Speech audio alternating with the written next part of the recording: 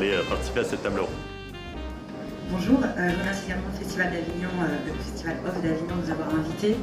C'est vraiment important pour moi et pour le Centre national du théâtre d'être à l'endroit du off et pas du in, notamment parce que ce sont des compagnies qui n'ont pas de moyens, sont rarement subventionnées publiquement et donc n'ont pas la possibilité d'avoir des administrateurs de production. C'est par curiosité que je suis venue et j'en suis très contente aussi. Mais c'est vrai qu'on n'a pas forcément le vocabulaire ni les schémas, c'est quand même un peu complexe. Donc j'ai aussi parfois affaire à des gens qui peuvent être un petit peu stressés. Donc moi, ma mission et mon envie, c'est vraiment de les rassurer par rapport à tout ça, mais aussi de leur expliquer qu'il y a quand même des risques dans la gestion et l'administration d'une compagnie. On est sans cesse confronté à devoir passer des coups de fil, à appeler, à être face à des refus ou à des gens qui vous disent écoutez, venez nous voir quand ce sera votre deuxième ou votre troisième création, quand vous aurez tout un tas de soutien et du coup c'est difficile à gérer, quoi.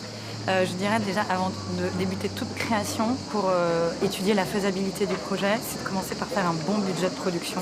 C'est assez étrange comme ressentiment d'entendre parler de produits artistiques. La deuxième chose, c'est est-ce que je dois impérativement créer ma structure ou est-ce qu'il existe d'autres moyens ? Il existe un certain nombre de dispositifs qui peuvent aider les associations et d'autres structures. À peu près 15% des projets représentés sur KissKissBankBank actuellement sont des projets de théâtre.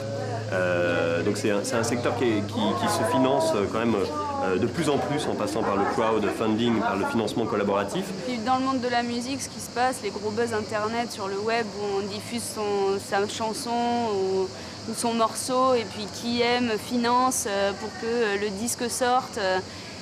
Nous, on va vers ça aussi, quoi. C'est un financement communautaire, c'est-à-dire qu'on va financer son projet avec l'aide de sa communauté et, si ça marche, avec l'aide du grand public. On a essayé de conceptualiser l'idée de la communauté pour que ce soit un petit peu plus clair.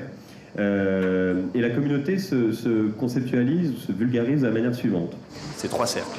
On a le premier cercle qui est ce qu'on appelle le lien fort, c'est-à-dire le lien intime, l'entourage, les amis, la famille, etc. Puis le deuxième cercle, c'est les amis d'amis, c'est les gens qu'on n'a pas eu depuis longtemps, c'est les gens qui nous connaissent mais qu'on ne connaît pas forcément, et qui vont par cette proposition décider de créer un lien social avec nous, essayer de créer un lien émotionnel avec le projet. Et puis s'il y a du buzz, de la viralité et que le bouche à oreille fonctionne, il va avoir le grand public. C'est intéressant de bien connaître tous ces dispositifs pour pouvoir éventuellement en bénéficier. C'est vraiment important pour moi et pour le Centre national du théâtre d'être à l'endroit du off et pas du in, notamment parce que ce sont des compagnies qui n'ont pas de moyens, sont rarement subventionnées publiquement et donc n'ont pas la possibilité d'avoir des administrateurs de production.